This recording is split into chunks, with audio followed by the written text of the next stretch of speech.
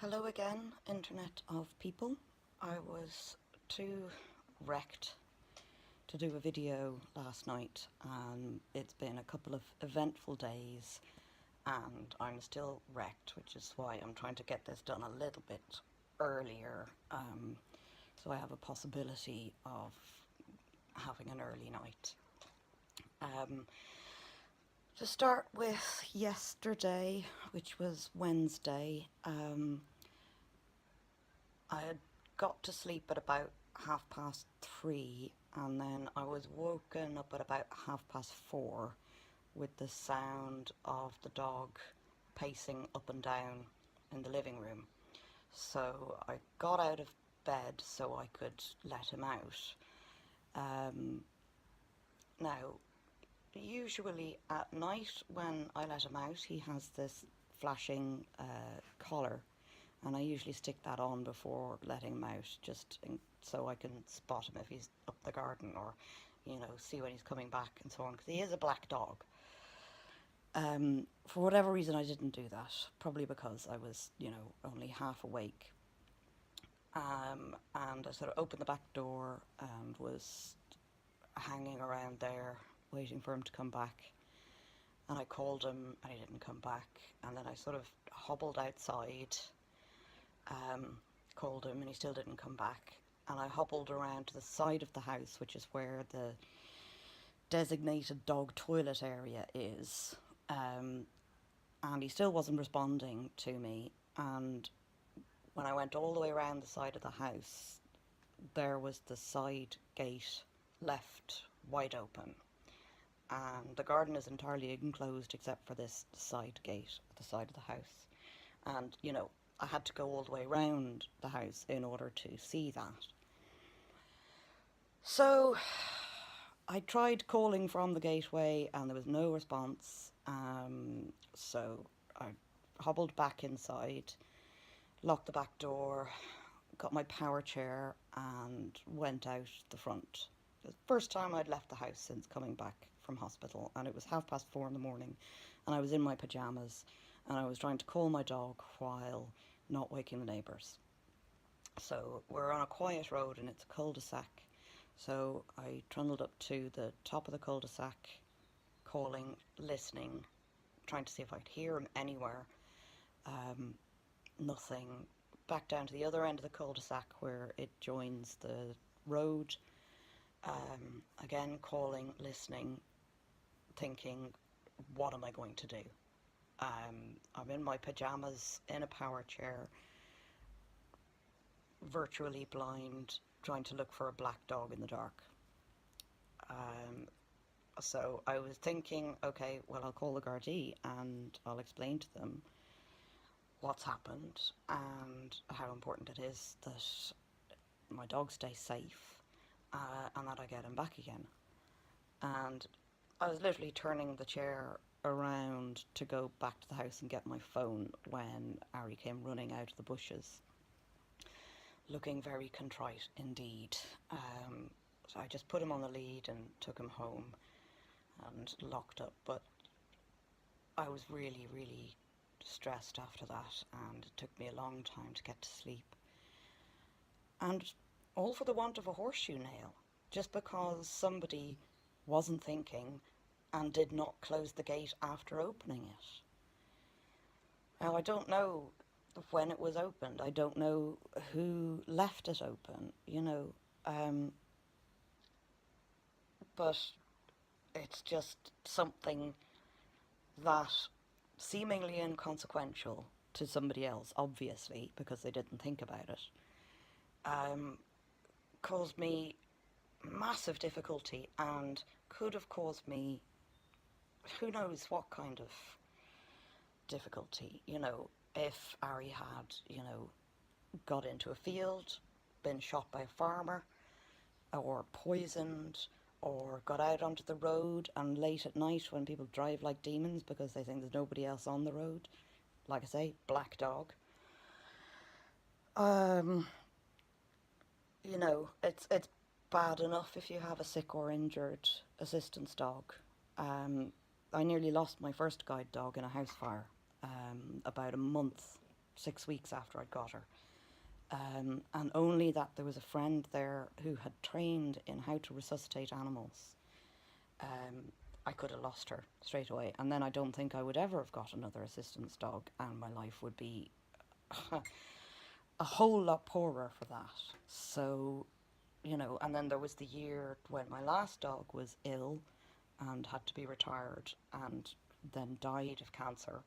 And I was waiting for Ari to be trained up as my replacement. That was a really difficult year. I couldn't travel very much at all. I could only go to places that were very close to the house, where I was very familiar with the route, and on quiet roads and so on. It's a very large piece of my independence puzzle, and if that had been damaged by somebody's carelessness and thoughtlessness, it would have had a massive impact on my life. So that was Tuesday night into Wednesday morning. So yeah, like I say, I didn't get very much sleep, and I was very stressed, and that meant I was very tired last night. And I knew that I was having a meeting this morning to review my home care package. This is the meeting and assessment that should have happened before I left hospital, and the decisions should have been made on what to do about it before I left hospital.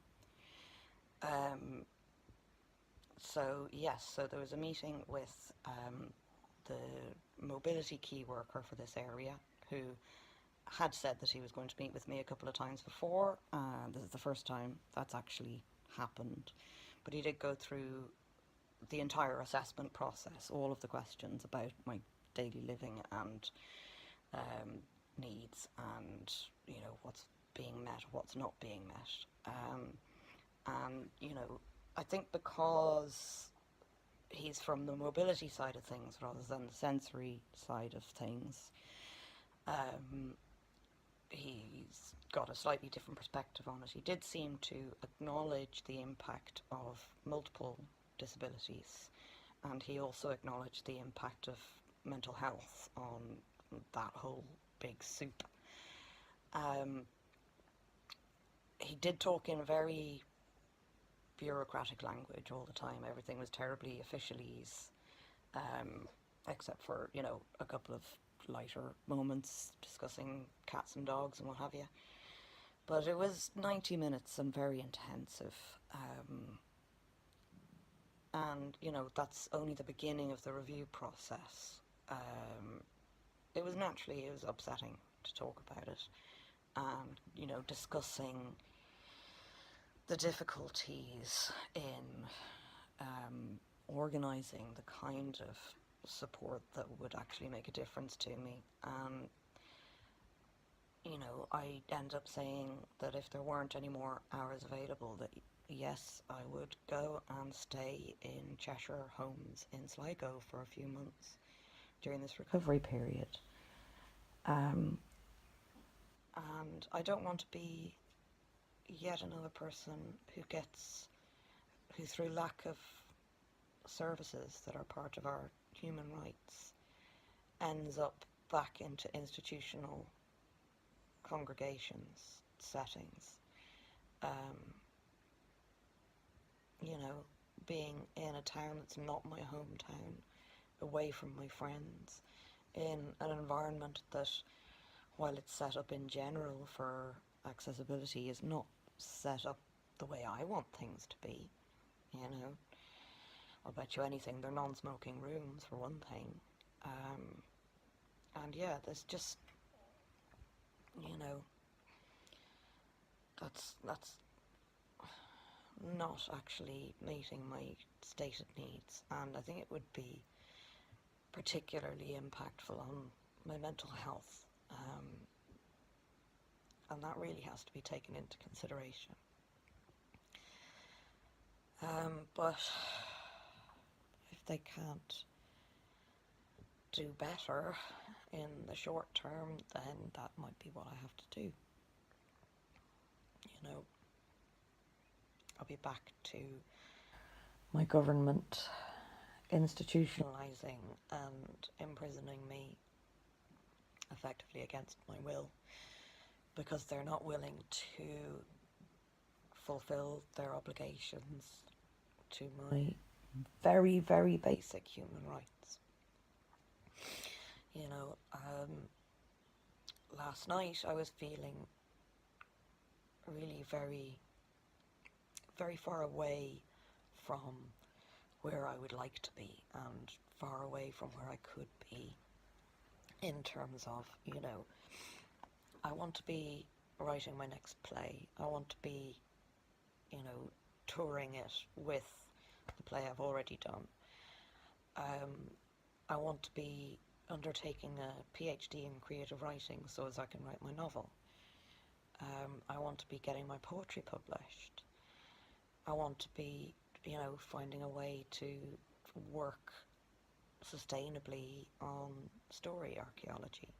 I want to be setting up a community festival. You know, and these are the kind of things that were not unimaginable a few years ago. But they seem utterly impossible now, you know? A few years ago, I was putting things in train so that I could qualify and register as a humanist celebrant. Because it's something that I've wanted to do for a long time. You know, I've brought up atheist and, you know, learned about humanism from the very early days in Ireland. You know, I was a member of the Humanist Society, and I think that particularly for end-of-life issues and non-religious funeral ceremonies, I think it's a very important service. It was only when I started looking into it that, and talking to professional celebrants, that sort of went, oh, hang on a second, there's an income associated with this. So, you know, I was trying to head for training into an occupation that would have brought me income. But I couldn't imagine how to even do the training, how to even, you know, shadow a registered celebrant without access to my own transport, you know. That just seemed so far beyond what I could manage, as did touring my play in 2016. You know, all of these things that I worked very hard to try and set up, to try and get them to a place where I could do them, things I really wanted to do, things which I would be good at, and things that would actually earn me something of a living. But the distance between my needs and that being possible just seems massive, just so massive, and I just cannot find any source of support that's willing to make that a reality, you know.